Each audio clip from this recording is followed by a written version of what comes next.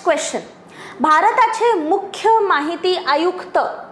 माहिती आयुक्त हे डॅश पर्यंतच्या कालावधीसाठी पदभार धारण करतील.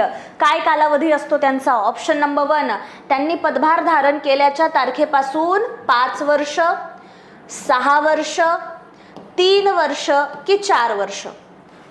मुख्य माहिती आयुक्त, चीफ इलेक्शन कमिशनर याचं टाइम पिरियड किती असतो असा प्रश्न आहे तुम्हाला. किती वर्षाचा? 5 वर्षाचा, 6 वर्षाचा, 4 वर्षाचा, 3 वर्षाचा, काय असेल हो? खूपदा पाहिलेलं आहे आपण मुख्य माहिती आयुक्ताचं टाइम पिरियड. प्लस मला लगेच काय सांगायचं आहे, एज, कुठल्या एज पर्यंत हे मुख्य माहिती आयुक्त म्हणून पदभार धारण करू शकतात सांगा बरं. 4 इयर, 3, 1, ओके, 3, ठीक आहे, नो इश्यूज. याचं करेक्ट आन्सर आहे ऑप्शन नंबर 3. त्यांनी पदभार धारण केल्याच्या तारखेपासून 3 वर्ष ते मुख्य माहिती आयुक्त म्हणून काम करू शकतात किंवा त्यांचं वय 65 वर्षांचं होईपर्यंत, 65 इयर्स ऑफ एज, दोन्हीपैकी जे लवकर असेल ते तोपर्यंत ह्यांचं कार्यकाळ असतो. येतोय पॉईंट लक्षात? मग 3 वर्षाचा टाइम पिरियड आणि किंवा 65 इयर्स ऑफ एज. आता मला सांगा, मुख्य माहिती आयुक्ताची पुनर्नियुक्ती होऊ शकते का हो? रिअपॉइंटमेंट अलाउड आहे का? काल पाहिलेलं आहे आपण हे.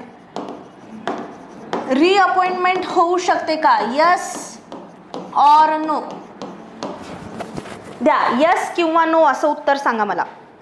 मुख्य माहिती आयुक्त पुन्हा नियुक्त होऊ शकतो का? Yes or no? चलो बताओ. काल आपण डिस्कस केलं होतं.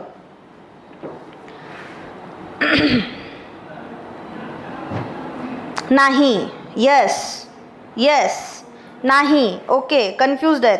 कालचं लेक्चर म्हणजे केलेलं नाही तुम्ही बरोबर. होऊ शकत नाही. मुख्य माहिती आयुक्ताची पुनर्नियुक्ती होऊ शकत नाही. पुन्हा त्याला तुम्ही सेम पदावरती बसवू शकत नाहीत. नाही आहे याचा आन्सर नो.